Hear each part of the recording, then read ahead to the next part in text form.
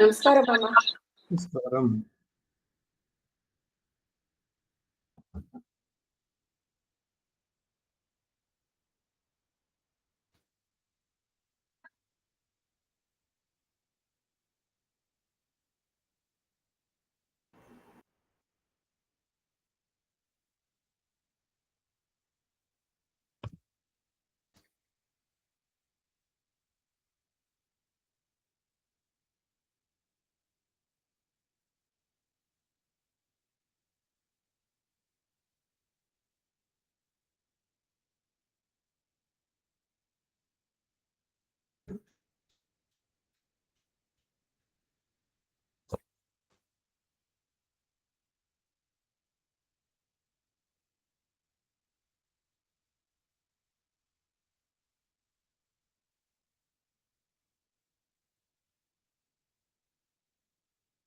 अस्मत् गुरुभ्यो नमः.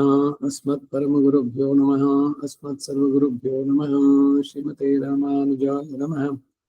श्रीमान् वेंकटनाथार्यः कवितार्किककेसरी वेदान्ताचार्यवर्यो मे सन्निधत्तां सदा हृदि.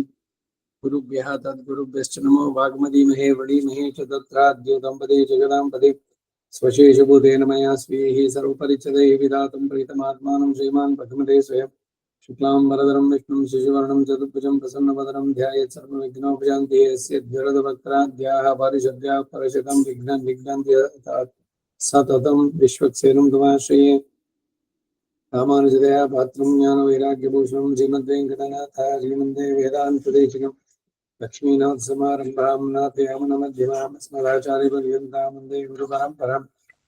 नित्यमच्युतपदाम्बुजयुग्मरुग्मं व्यामोहतस्तगीतराणि प्रणाय मेने अस्मद्गुरोर्भगवतोऽस्मि रामानुजस्य चरणं प्रपद्ये मातापिता युवतीस्तनया विभूतिः सर्वं निदेव नियमेन पदन्वयानाम् आद्यस्य न कुलपतेर्मकुलाभिरामं श्रीमत्तदङ्गिरिमान् प्रणमामि वद्म उदं सरश्च मादाश्रीभक्तिसारकुलशेखरयोगिवाहान् भक्ताङ्गिरेण परकाले तीन्द्रमिश्रान् श्रीमत्परान् कुशमनिं प्रणतोऽस्मि नित्यम्. शुक्लाम्बरधरं विष्णुं शशिवर्णं चतुर्भुजं प्रसन्नवदनं ध्यायेत् सर्वविघ्नोपशान्तिः यस्य द्विरदवक्त्राद्याः पारिषद्याः परशतं विघ्नान्ति यदतं विश्वक्सेनं तमाश्रये. ज्ञानानन्दमयं देवं निर्मलं स्फटिकाकृतिम् आधारं सर्वविद्यानां हयग्रीवमुपास्महे.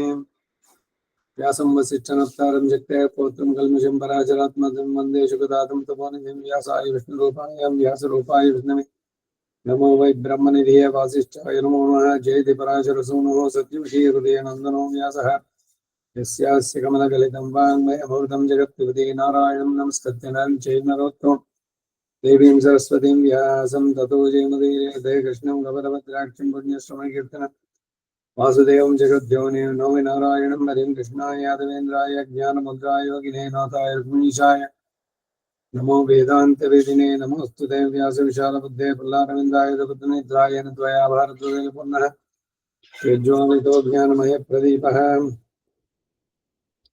युधिष्ठिरो धर्ममयो महद्रुमः स्कन्दोऽर्जुनो भीमसेनोऽस्य शाखाः माद्रीसुतो पुष्पफले समृद्धे मूलं कृष्णं ब्रह्म च ब्राह्मणाश्च भीष्मद्रोणतटा जयद्रथजलगन्धार नीलोत्पलाशल्यग्राहवती कृपेण वहिनी कर्णेन विलाकुलाश्वत्थाम विकर्णघोरमकरा दुर्योधनावर्तिनी सोत्तीर्णाः खलु पाण्डवैरणनदी कैवर्तके केशवीम् धर्मे चार्थे च कामे च मोक्षे च वरदर्शवा यदि अस्ति तदन्यत्र यन्यस्ति न तत्क्वचित् महत्त्वे च गुरुत्वे च ध्रियमाणं यतोऽधिकं महत्त्वात् भारवत्वाच्च महाभारतमुच्यते अष्टमहिषी समेत श्रीकृष्णाय परब्रह्मणे नमः अथ श्रीमन्महाभारते शल्यपर्वे अष्टमोऽध्यायः 8ನೇ ಅಧ್ಯಾಯ 18ನೆಯ ದಿನದ ಯುದ್ಧ ಆರಂಭ ಸಂಕುಲ ಯುದ್ಧ ಕೌರವ ಸಂಜಯರೊಡನೆ ಘೋರ ಯುದ್ಧ ಆರಂಭಿಸಿ ದೇವಾಸುರ ಯುದ್ಧದಂತೆ ಪ್ರಬಲಿಸಿತು ರಥಗಳು ಆನೆಗಳು ಸಾವಿರಾರು ರಾವತರು ಕುದುರೆಗಳು ಒಂದಕ್ಕೊಂದು ಹೋರಾಡಿದವು ಭಯಂಕರ ಆಕಾರದಿಂದ ಓಡುತ್ತಿದ್ದ ಆನೆಗಳ ಝೀಂಕಾರ ಆ ಘೀಂಕಾರ ಮಳೆಗಾಲದ ಮೇಘಗಳ ಧ್ವನಿಯಂತೆ ಕೇಳಿಸ್ತವು ಆನೆಗಳಿಂದ ಹೊಡೆಯಲ್ಪಟ್ಟ ಕೆಲವು ಮಂದಿ ರಥಿಕರು ರಥ ಸಮೇತವಾಗಿ ಕೆಳಗೆ ಬಿದ್ರು ಕೆಲವರು ಭಯದಿಂದ ಓಡಿದ್ರು ಕೆಲವರು ರಥಿಕರು ಕುದುರೆಯ ಸಮೂಹಗಳನ್ನ ಕಾಲಾಳುಗಳನ್ನ ಬಾಣಗಳಿಂದ ಹೊಡೆದು ಕೆಳಗಿದ್ರು ಕುದುರೆ ವೀರರು ಯುದ್ಧದಲ್ಲಿದ್ದ ಮಹಾರಥರನ್ನು ಎಲ್ಲ ಕಡೆಗಳಲ್ಲಿಯೂ ಸುತ್ತಿಕೊಂಡು ಪ್ರಾಸ ಶಕ್ತಿ ರಿಷ್ಟಿಗಳು ಇವುಗಳಿಂದ ಹೊಡೆದ್ರು ಧನುರ್ಧಾರಿಗಳು ಕೆಲವರು ಮಹಾರಥರಲ್ಲಿ ಒಬ್ಬೊಬ್ಬನಿಗೆ ಹಲವರಂತೆ ಸುತ್ತಿಕೊಂಡು ಕೊಂದರು ಕೆಲವರು ಮಹಾರಥರು ಆನೆಗಳು ರಥಿಗಳನ್ನು ಸುತ್ತಿಕೊಂಡು ಅಲ್ಲಲ್ಲಿ ಭಯದಿಂದ ಓಡುತ್ತಿದ್ದ ಮಹಾರಥರನ್ನೇ ಬಿಡದೆ ಹಿಂಬಾಲಿಸ್ತಾ ಕೊಲ್ಲುತ್ತಾ ಇದ್ರು ಆನೆಗಳು ತಮ್ಮ ಮೇಲೆ ಬೀಳುವ ಬಾಣಗಳನ್ನು ಲಕ್ಷ್ಯ ಮಾಡದೆ ರಥಿಕನನ್ನ 4 ಕಡೆಗಳಲ್ಲಿಯೂ ಸುದ್ದಿ ಬಡಿತಾ ಇದ್ವು ಕೆಲವು ಕಡೆ ಆನೆಗಳನ್ನ ರಥಿಕರನ್ನ ಎದುರಿಸಿ ಶಕ್ತಿ ತೋಮರ ನಾರಾಜಗಳಿಂದ ಹೊಡಿತಾ ಇದ್ವು ರಥ ಗಜ ತುರುಗಗಳೆಲ್ಲ ಮುಂದೆ ನುಗ್ಗಿ ಕಾಲಾಳುಗಳನ್ನ ರಣರಂಗದಲ್ಲಿ ಕಾಲುಗಳಿಂದ ತಿಕ್ಕಿ ಕೊಲ್ಲುತ್ತಾ ರಣರಂಗನೆಲ್ಲ ಉಲ್ಲೋಲ ಕಲ್ಲೋಲವಾಗಿ ಮಾಡುವಂತೆ ಕಂಡು ಬಂದವು ಚಾಮರಾಲಂಕೃತಗಳಾದ ಬಿಳಿಯ ಕುದುರೆಗಳು ಹಿಮಾಲಯದ ಪಾರ್ಶ್ವದಲ್ಲಿರುವ ಹಂಸ ಸಮೂಹದಂತೆ ತೋರುತ್ತಾ ಭೂಮಿಯನ್ನೇ ನುಂಗಿ ಬಿಡುವಂತೆ ಎಲ್ಲ ಕಡೆಗಳಲ್ಲಿಯೂ ವೇಗದಿಂದ ಓಡಿ ಬಂದು ಆ ಕುದುರೆಗಳ ಗೊರಸುಗಳ ಪೆಟ್ಟಿನಿಂದ ಚಿತ್ರಿತವಾದ ಭೂಮಿ ನಖಕ್ಷತಗಳಿಂದ ಗಂಡನ ಉಗುರಿನ ಗಾಯಗಳಿಂದ ಒಬ್ಬ ಸ್ತ್ರೀಯಂತೆ ಕಾಣಿಸ್ತಾ ಇತ್ತು ಹೇ ರಾಜ ಕುದುರೆಗಳ ಗೊರಸುಗಳ ಧ್ವನಿ ರಥಚಕ್ರಗಳನ್ನೇ ಕಾಲಾಳುಗಳು ಕೂಗಾಟ ಆನೆಗಳ ಘೀಂಕಾರ ಧ್ವನಿ 4 ಬಗೆಯ ವಾದ್ಯಘೋಷಗಳು ಶಂಖಧ್ವನಿ ಇವೆಲ್ಲ ಸೇರಿ ಸಿಡಿಲಿನ ಧ್ವನಿಯಂತೆ ಕೇಳಿಸ್ತು ಧನಸ್ಸುಗಳ ಟಂಕಾರ ಧ್ವನಿಯಿಂದ ಶಸ್ತ್ರ ಸಮೂಹಗಳು ಮತ್ತು ಕವಚಗಳ ಕಾಂತಿಗಳಿಂದ ನಮ್ಮ ಕಣ್ಣು ಕಿವಿಗಳೆರಡು ಪ್ರಯೋಜನಕವಾದಂತಹದ್ದು ಮಹಾಗಜಗಳ ಸೊಂಡಿಲುಗಳಿಗೆ ಸಮಾನವಾದ ರಾಜ್ಯಗಳ ತೋಳುಗಳು ಭೇದಿಸಲ್ಪಟ್ಟು ಮೇಲೆ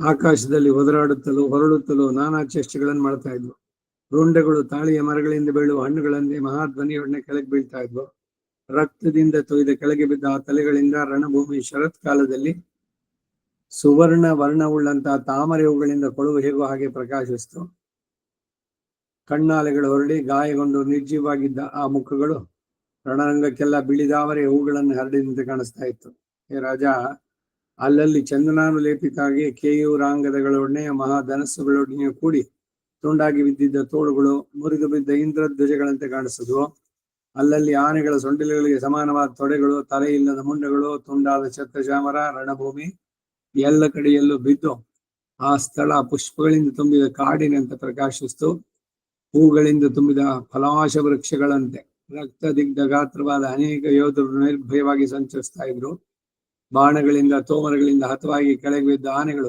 ಆಕಾಶದಿಂದ ಮೇಘದ ಶಕಲಗಳಂತೆ ಕಾಣಿಸ್ತಾ ಇದ್ವು ಗಾಳಿಯಿಂದ ಚೆಲ್ಲಿದ ಮೇಘಗಳಂತೆ ಆನೆಗಳು ದಿಕ್ಕು ದಿಕ್ಕಿಗೆ ಓಡಿಸಲ್ಪಡ್ತಾ ಇದ್ವು. ಅಲ್ಲಲ್ಲಿ ಕೆಲವು ಆನೆಗಳು ವಜ್ರಾಹತಗಳಾದ ಪರ್ವತಗಳಂತೆ ಕೆಳಗೆ ಬೀಳ್ತಾ ಇದ್ವು. ತಮ್ಮ ಮೇಲಿದ್ದ ರಾವತರೊಡಿಯು ಅಲ್ಲಲ್ಲಿ ಸತ್ತು ಬಿದ್ದ ಕುದುರೆಗಳ ಸಾಲುಗಳ ಪರ್ವತ ಶ್ರೇಣಿಗಂತೆ ಕಾಣ್ತಾ ಇದ್ದು. ಮತ್ತು ಆಗ ಯುದ್ಧ ಭೂಮಿಯು ರಕ್ತಮಯ ಪ್ರವಾಹದಿಂದ, ರಥಗಳೆಂಬ ಸುಳಿಗಳಿಂದ, ಧ್ವಜಗಳೆಂಬ ತೀರ ವೃಕ್ಷಗಳಿಂದ, ಅಸ್ಥಿಗಳೆಂಬ ಸೋಪಾನಗಳಿಂದ, ಬಾಹುಗಳೆಂಬ ಮೊಸಳೆಗಳಿಂದ, ಬಿಲ್ಲುಗಳೆಂಬ ಪ್ರವಾಹಗಳ ಶಾಖೆಗಳಿಂದಲೂ, ಆನೆಗಳೆಂಬ ನಡುಗುಡ್ಡಗಳಿಂದಲೂ, ಕುದುರೆಗಳೆಂಬ ಬಂಡೆಗಳಿಂದಲೂ, ರಕ್ತ ಮೇಧೋ ಮಾಂಸಗಳೆಂಬ ಕೆಸರುಗಳಿಂದಲೂ, ಬಿಳಿ ಛತ್ರಗಳೆಂಬ ಹಂಸಗಳಿಂದಲೂ, ಗದೆಗಳೆಂಬ ತೆಪ್ಪಗಳಿಂದಲೂ, ಕವಚ ಶಿರೋವಸ್ತ್ರಗಳೆಂಬ ಮೇಲೆ ಮುಸುಕಿದ ಪಾಚಿಗಳಿಂದಲೂ, ಧ್ವಜ ಪತಾಕೆಗಳೆಂಬ ಮಧ್ಯವೃಕ್ಷಗಳಿಂದಲೂ, ಚಕ್ರಗಳೆಂಬ ಚಕ್ರವಾಕಗಳಿಂದಲೂ, ತ್ರಿವೇಣ ಮೂಕಿಗಳೆಂಬ ನೀರು ಹಾವುಗಳಿಂದಲೂ ಭಯಂಕರವಾದ ನದಿ ಒಂದು ಆ ಯುದ್ಧ ಭೂಮಿಯಲ್ಲಿ ತಲೆದೋರಿತು. ಬೇರುಗಳಿಗೆ ಭಯವನ್ನ, ಶೂರರಿಗೆ ಉತ್ಸಾಹವನ್ನು ಹುಟ್ಟಿಸುತ್ತಾ ಪರಲೋಕಕ್ಕೆ ಯುದ್ಧವೀರನ್ನು ಸಾಗಿಸ್ತಕ್ಕಂಥ ಆ ನದಿಯನ್ನ ಶೂರರು ತಮ್ಮ ವಾಹನಗಳೆಂಬ ತೆಪ್ಪಗಳಿಂದ ದಾಟ್ತಾ ಇದ್ರು. ದೇವಾಸುರ ಯುದ್ಧಕ್ಕೆ ಸಮಾನವಾದ ಈ ಯುದ್ಧ ಕೊನೆ ಮೊದಲಿಲ್ಲದೆ ನಡೀತಾ ಇರುವಾಗ ಅಲ್ಲಿ ಕೆಲವರು ತಮ್ಮ ಬಂಧುಗಳ ಹೆಸರನ್ನು ಹಿಡಿದು ಮೊರೆ ಇಡ್ತಾ ಇದ್ರು. ಕೆಲವು ಭಯಪೀಡಿತರಾಗಿ ನಡುಗ್ತಾ ಇದ್ರು. ತಮ್ಮ ಬಂಧುಗಳನ್ನು ಬಿಟ್ಟು ಹೋಗಲಾರದೆ ಅಲ್ಲೇ ತಂಗಿದ್ರು. ಆ ಯುದ್ಧ ಸಮಯದಲ್ಲಿ ಭೀಮಾರ್ಜುನರಿಬ್ಬರು ತಮ್ಮ ಪರಾಕ್ರಮದಿಂದ ಶತ್ರುಗಳನ್ನು ಭ್ರಮೆಗೊಳಿಸ್ತಾ ಇರಲು ನಮ್ಮ ಮಹಾಸೇನೆಯು ಮತ್ತೇರಿದ ಸ್ತ್ರೀಯಂತೆ ಮುಸುಕುಗೊಂಡಿತ್ತು. ಭೀಮಾರ್ಜುನರ ಜಯೋತ್ಸಾಹದಿಂದ ಆಗಾಗ ಸಿಂಹನಾದವನ್ನು ಮಾಡಿ ಶಂಖಗಳನ್ನು ಊದ್ತಾ ಇದ್ರು. ದುಷ್ಟದ್ಯುಮ್ನ ಶಿಖಂಡಿಗಳಿಬ್ಬರು ಈ ಉತ್ಸಾಹಧ್ವನಿಯನ್ನು ಕೇಳಿದೊಡನೆ ಧರ್ಮರಾಜನ ಮುಂದೆ ಬಿಟ್ಟುಕೊಂಡು ಮದ್ರರಾಜನನ್ನು ಎದುರಿಸಿ ಹೊರಟರು. ಶಲ್ಯನನ್ನು ಎದುರಿಸಿದಾಗ ಅವರು ಬೇರೆ ಯಾರಿಗೆ ನಿಂತು ನಡೆಸಿದ ಯುದ್ಧವು ನೋಡೋದಕ್ಕೆ ಆಶ್ಚರ್ಯಕರವಾಯಿತು. ಆಗಲೇ ನಕುಲ ಸಹದೇವರು ಕೂಡ ನಮ್ಮ ಸೈನ್ಯವನ್ನು ಜಯಿಸುವ ಉದ್ದೇಶದಿಂದ ವೇಗವಾಗಿ ಎದುರಿಸಿ ಬಂದರು. ಜಯೋತ್ಸಾಹವುಳ್ಳ ಪಾಂಡವರ ಬಾಣಗಳಿಂದ ಹಲವು ರೀತಿಯಲ್ಲಿ ಹೊಡೆಯಲ್ಪಟ್ಟು ನಮ್ಮ ಸೈನ್ಯ ಕದಲದೆ ನಿಂತಿತ್ತು. ಆದರೆ ಕೊನೆಗೆ ನಮ್ಮ ಸೈನ್ಯ ಆ ಕೊಲೆಯನ್ನು ತಡೆಯಲಾರದೆ ನಿನ್ನ ಮಕ್ಕಳು ನೋಡುತ್ತಿರುವಂತೆ ತಿರುಗಿ ದಿಕ್ಕುಗಳಿಗೆ ಚದುರು ಹೋಯಿತು. ಆಗ ನಮ್ಮ ಕಡೆಯ ವೀರರ ಗುಂಪಿನಲ್ಲಿ ದೊಡ್ಡ ಹಾಹಾಕಾರ ಕೇಳಿಸತೊಡಗಿತು. ಅಲ್ಲಲ್ಲಿ ಕೆಲವು ಕಡೆಗಳಿಂದ ನಿಲ್ಲು ನಿಲ್ಲು ಎಂಬ ಶಬ್ದ ಹೊರಡ್ತಾ ಇತ್ತು. ಆದರೇನು, ನಿನ್ನ ಕಡೆಯ ಸೈನಿಕರು ಪಾಂಡವರಿಂದ ಬಹಳವಾಗಿ ನೊಂದು ಯುದ್ಧ ಪ್ರಯತ್ನವನ್ನು ಬಿಟ್ಟು ಆತ್ಮರಕ್ಷಣೆಗಾಗಿ ತಮ್ಮ ಆನೆಗಳನ್ನ ಕುದುರೆಗಳನ್ನು ವೇಗದಿಂದ ಓಡಿಸಿಕೊಂಡು ಅಲ್ಲಿ ತಮಗೆ ಪ್ರೇಮ ಪಾತ್ರರಾಗಿದ್ದ ಮಕ್ಕಳನ್ನಾಗಲಿ ಸಹೋದರರನ್ನಾಗಲಿ ಅಜ್ಜಂದಿರು ಮಾವಂದಿರು ಮಿತ್ರರು ಮುಂತಾದವರನ್ನಾಗಲಿ ಗಮನಿಸದೆ ಅಲ್ಲಿಯೇ ಬಿಟ್ಟು ಚದುರು ಹೊರಟೋದರು. ಇಲ್ಲಿಗೆ 8ನೇ ಅಧ್ಯಾಯ. ಅಷ್ಟಮೈಷಿ ಸಮೇತ ಶ್ರೀ ಕೃಷ್ಣಾಯ ಪರಬ್ರಹ್ಮಣೇ ನಮಃ. 9ನೇ ಅಧ್ಯಾಯ. ನಕುಲ ಕರ್ಣನ 3 ಮಂದಿ ಮಕ್ಕಳನ್ನ ಕೊಂದದ್ದು. 3 ಜನ, ಮೊದಲಾಗ್ಲೇ ಒಂದು 2-3 ಜನ ಹೋಗಾಯ್ತು. ಅಷ್ಟಮೈಷಿ ಸಮೇತ ಶ್ರೀ ಕೃಷ್ಣಾಯ ಪರಬ್ರಹ್ಮಣೇ ನಮಃ. ಸಂಪೂರ್ಣವಾಗಿ ಸೋತು ಹೊಡುತ್ತಿರುವ ಕೌರ ಸೈನ್ಯವನ್ನು ಕಂಡು ಮದ್ರರಾಜ, ಮಾದ್ರಿ ಅದಕ್ಕೆ ಅವಳ ಹೆಸರು, ಮದ್ರರಾಜನ ಬಂದವಳು, ಅವನ ಸೋದರ ಇವಳು, ಇವನು ಶಲ್ಯ. ಆತುರದಿಂದ ಮದ್ರರಾಜ ತನ್ನ ಸಾರಥಿಯನ್ನು ಕುರಿತು, ಏ ಸಾರಥಿ, ಕುದುರೆಗಳನ್ನು ವೇಗದಿಂದ ಬಿಡು, ಅದು ಮೇಲೆತ್ತಿದ ಪ್ರಕಾಶಮಾನವಾದ ಶ್ವೇತ ಛತ್ರದೊಡನೆ ಧರ್ಮರಾಜ ಅಲ್ಲಿ ನಿಂತಿದ್ದಾನೆ ನೋಡು, ಆ ಸ್ಥಳಕ್ಕೆ ನನ್ನನ್ನು ತ್ವರೆಯಿಂದ ಸೇರಿಸು. ನನ್ನ ಬಲವನ್ನು ನೋಡ್ತಾ ಇರು. ಈ ದಿನ ಯುದ್ಧದಲ್ಲಿ ನನ್ನ ಮುಂದೆ ನಿಲ್ಲೋದಕ್ಕೆ ಪಾಂಡವರು ಎಂದಿಗೂ ಶಕ್ತರಲ್ಲ ಎಂದ. ಒಡನೆ ಸಾರಥಿ ಧರ್ಮರಾಜನ ಸಮೀಪಕ್ಕೆ ರಥವನ್ನು ಓಡಿಸಿಕೊಂಡು ಹೋಗಿ ನಿಲ್ಲಿಸಿದ. ಆಗ ಶಲ್ಯನು ವೇಗದಿಂದ ಎದುರಿಸಿ ಬರುವ ಪಾಂಡವರ ದೊಡ್ಡ ಸೈನ್ಯವನ್ನ ಸಮುದ್ರವನ್ನು ತೀರೋ ಹೇಗೋ ಹಾಗೆ ತಾನೇ ಒಬ್ಬನೇ ತಡೀತಾ ಇದ್ದ. ಪಾಂಡವರ ಸೇನಾ ಸಮೂಹ ಆಗ ಶಲ್ಯನನ್ನು ಎದುರಿಸಿ ನದಿಯ ವೇಗವು ಬೆಟ್ಟವನ್ನು ಹಾದು ಹೋಗಲಾರದಂತೆ ಅಲ್ಲೇ ನಿಂತಿದ್ದು. ಮದ್ರರಾಜನ ಉತ್ಸಾಹ ಕಂಡು ಕೌರವೀರು ಇನ್ನು ತಾವು ಸಾಯುವವರೆಗೂ ಹಿಂತಿರುಗುವುದಿಲ್ಲ ಎಂದು ಸಂಕಲ್ಪಿಸಿ ಹಿಂತಿರುಗಿ ಬಂದರು. ಚದುರಿ ಹೋಗಿದ್ದ ಸೈನ್ಯ ಹಿಂತಿರುಗಿದೊಡನೆ ಭಯಂಕರವಾದ ರಕ್ತ ಪ್ರವಾಹವನ್ನು ಉಂಟು ಮಾಡುವ ಮಹಾಯುದ್ಧ ನಡೆಯಲಾರಂಭಿಸಿತು. ನಕುಲನು ಚಿತ್ರಸೇನನನ್ನು ಎದುರಿಸಿದ. ಆ ವೀರರಿಬ್ಬರು ಒಬ್ಬರನ್ನೊಬ್ಬರು ಸಂಧಿಸಿ ಅತಿ ಆರ್ಭಟದಿಂದ ದಕ್ಷಿಣೋತ್ತರ ದಿಕ್ಕುಗಳಿಂದ ಮಳೆಯನ್ನು ಸುರಿಸುವ 2 ಮಹಾ ಮೇಘಗಳಂತೆ ಬಾಣವರ್ಷಗಳಿಂದ ಒಬ್ಬರನ್ನೊಬ್ಬರು ಮುಚ್ಚಿದ್ರು. ಆ ಯುದ್ಧದಲ್ಲಿ ನಕುಲನಿಗೂ ಚಿತ್ರಸೇನಿಗೂ ಬಲದಲ್ಲಿ ವ್ಯತ್ಯಾಸ ಏನು ತಿಳಿಯಲಿಲ್ಲ. ಇಬ್ಬರು ಅಸ್ತ್ರವಿದ್ಯಾ ನಿಪುಣರು, ಮಹಾ ಚತುರರು, ರಥಗಳನ್ನು ನಡೆಸುವುದರಲ್ಲಿ ಸಮರ್ಥರು, ಒಬ್ಬರನ್ನೊಬ್ಬರು ಕೊಲ್ಲುವ ಆಟವುಳ್ಳವರು, ಸಮಯ ನಿರೀಕ್ಷೆ ಉಳ್ಳವರು. ಆಗ ಚಿತ್ರಸೇನ ತೀಕ್ಷ್ಣವಾದ ಗತಿಯಿಂದ ನಕುಲನ ಬಿಲ್ಲನ್ನ ಮುಷ್ಟಿ ಸ್ಥಾನದಲ್ಲಿ ಕತ್ತರಿಸಿ ಶಾಪಹೀನನಾದ ನಕಲನ 3 ತೀಕ್ಷ್ಣ ಬಾಣಗಳಿಂದ ನೆತ್ತಿಯ ಮೇಲೆ ಹೊಡೆದ. ಆತನ ಕುದುರೆಗಳನ್ನು ಕೊಂದು ಆತನ ಧ್ವಜವನ್ನು ಸಾರಥಿಯನ್ನು 3 ಬಾಣಗಳಿಂದ ಮುರಿದು ಕೆಡಹಿದ. ಹೇ ರಾಜ, ನೆತ್ತಿಯಲ್ಲಿ ನಾಟಿದ್ದ 3 ಬಾಣಗಳಿಂದ ನಕುಲ 3 ಶಿಖರಗಳು ಒಡಗೂಡಿದ್ದ ಬೆಟ್ಟದಂತೆ ಕಾಣಿಸಿದ. ಬಿಲ್ಲು ರಥವು ಹೋದ ಮೇಲೆ ನಕುಲ ತನ್ನ ಖಡ್ಗ ಕೇಟಗಳನ್ನು ಎತ್ತಿಕೊಂಡು ಬೆಟ್ಟದ ಮೇಲಿಂದ ಇಳಿಯುವ ಸಿಂಹದಂತೆ ರಥದಿಂದ ಇಳಿದು ಮುಂದೆ ಬಂದು ನಡೆದು ಬರುತ್ತಿರುವಾಗಲೇ ನಕುಲನ ಮೇಲೆ ಚಿತ್ರಸೇನನು ಬಾಣವರ್ಷಗಳನ್ನು ಸುರಿಸಲು ಮಹಾಪರಾಕ್ರಮಿಯಾದ ನಕುಲ ತನ್ನ ಹಸ್ತಲಾಗುವುದರಿಂದ ಆ ಬಾಣವರ್ಷವನ್ನೆಲ್ಲ ಕೇಟಕದಿಂದಲೇ ತಡೆದ. ವಿಚಿತ್ರ ಯೋಧಿಯು ಶ್ರಮಸಹಿಷ್ಣುವೂ ಮಹಾಬಲವುಳ್ಳವನೂ ಆದಂತ ನಕುಲ ಎಲ್ಲ ಸೈನ್ಯವು ನೋಡುತ್ತಿರುವಂತೆ ಧೈರ್ಯದಿಂದ ಚಿತ್ರಸೇನ ರಥದೊಳಗೆ ಹೋಗಿ ಅದನ್ನೇರಿದ.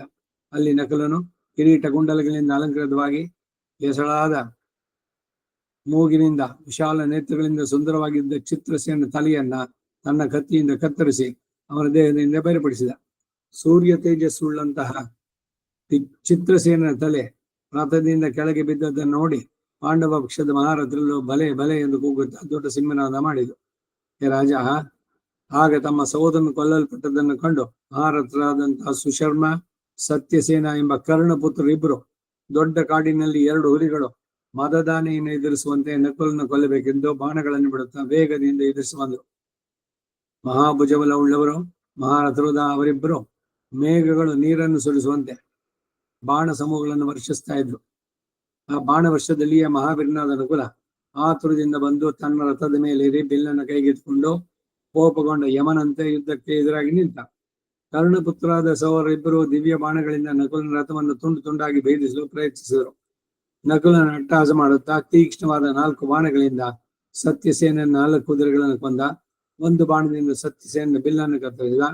ಆಮೇಲೆ ಸತ್ಯಸೇನನು ಸುಶರ್ಮನು ಬೇರೆ ಬೇರೆ ರಥದ ಮೇಲೇರಿ ಪ್ರತ್ಯೇಕವಾಗಿ ಬಾಣಗಳಿಂದ ನಕುಲನ ಎದುರಿಸಿ ಹೊರಟರು. ನಕುಲ ಅವರಿಬ್ಬರನ್ನು 2 ಬಾಣಗಳಿಂದ ಹೊಡೆದ.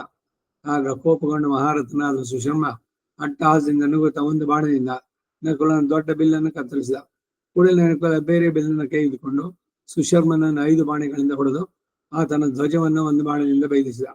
ಸತ್ಯಸೇನನ ಬಿಲ್ಲನ್ನ ಕೈಚೀಲವನ್ನು ಕತ್ತರಿಸಿದ. ಆಗ ಜನರಲ್ಲಿ ಹಾಹಾಕಾರ ಹೊರಟಿತು. ಸತ್ಯಸೇನನು ರೀಪು ಭಯಂಕರವಾದ ಬೇರೊಂದು ಬಿಲ್ಲನ್ನು ಕೈಗೆತ್ತಿಕೊಂಡು ಪಾಂಡುಪುತ್ರನನ್ನ ಬಾಣಗಳಿಂದ 4 ಕಡೆಯಲ್ಲಿ ಮುಚ್ಚಿದ. ನಕುಲ ಬಾಣಗಳನ್ನೆಲ್ಲ ತಡೆದು 2 ಬಾಣಗಳಿಂದ ಸತ್ಯಸೇನನನ್ನ ಸುಶರ್ಮನನ್ನು ಹೊಡೆದ. ಅವರಿಬ್ಬರು ನಕುಲನ್ನ ಬೇರೆ ಬೇರೆಯಾಗಿ ಬಾಣಗಳಿಂದ ಹೊಡೆದು ಆತನ ಸಾರಥಿ ಮೇಲೆ ತೀಕ್ಷ್ಣ ಬಾಣಗಳನ್ನು ಪ್ರಯೋಗಿಸಿದರು. ಸತ್ಯಸೇನ ನಕುಲದ ರಥದ ಈರ್ಷಿಯನ್ನ ಆತನ ಬಿಲ್ಲನ್ನ 2 ಬಾಣಗಳಿಂದ ತುಂಡು ಮಾಡಿದ.